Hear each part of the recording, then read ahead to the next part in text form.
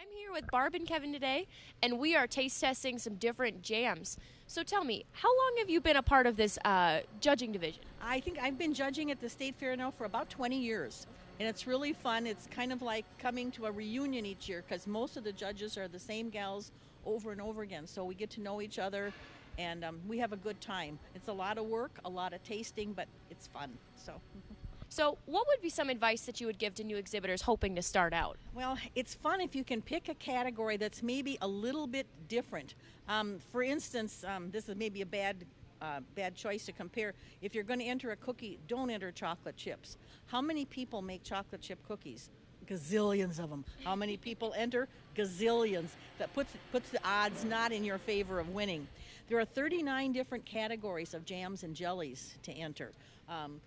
Blueberries, raspberries, sand cherries. In fact, today we're doing wild berries or wild fruit, and we've even got mango entered. And in fact, it's the jam that it will take a ribbon for today. But I'd like you to taste some of the ones that we had because I think you think they're really very good. Our first place winner is a wild black raspberry jam. We open all of the jars, regardless if they are graded then on the fill, that they're 1/4 of an inch from the top, that the surface is smooth and clear, there's no foam, there's no bubbles, no bugs. In fact, today we had to disqualify one because it did have a bug on the surface, a lovely little green number floating to the top. But all the jars are opened, and then we judge accordingly. These are judged for food safety and processing. How long were they heat processed? Ideally, these should be 10 minutes. 5 minutes will qualify. 15 minutes, a little bit too long. You're going to get a jam that's kind of thick and lumpy. Okay. Then we also, general appearance. What does it look like just in total? If you look at a jam that might look like this, not very appealing. Maybe that's a personal thought, but to me that doesn't look really appetizing. You get to some of these that are just a gorgeous red and sparkly. That's kind of what we're looking for. Okay, now we'll get back to the tasting.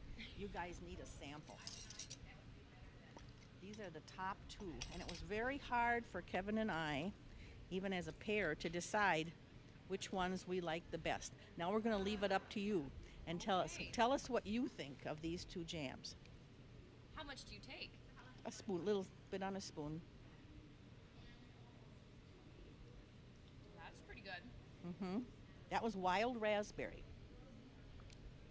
And this one is wild black raspberry. Oh, that's really good. Isn't that really good? Now what we need is some English muffins or some good toast so we can really enjoy these. So, over the years, you said you've been doing this for 20 years. What's been some of the biggest mistakes that you've seen time and time again from exhibitors? Oh, sometimes I guess the processing times that they use. Now the exhibitors are required to submit a recipe along with their entry, and that really helps us go through to make sure they're doing the right steps to preserve the food so that it's safe to eat, looks good, and best of all, that it tastes good. And I like spicy food, but sometimes I think that's one of the things that the entrants need to be careful of with spices, seasonings, herbs. Don't overdo it. Put it in so it gives a nice hint of flavor, makes it your product, different from everybody else's, but not so taking your breath away. For someone who's hoping to get into it, where would you say would be a best resource to find some information? I would go to the library and get the Ball Book of Canning from Ball. What is the name of the book? It's the Ball or Blue Book of Canning, and that goes through every food that you can think of, the correct ways to can it, and practice, because it's not going to happen the first time. It does take a little work. Would you mind talking through a scorecard just for someone who's never really seen something before, like Sure. what you're looking for on there? Give me a blank one. Okay. This one, for instance, is for the jams, jellies, and like butter, apple butter. We get 25 points for food safety and processing. That's did they process it in a hot water bath for the correct amount of time?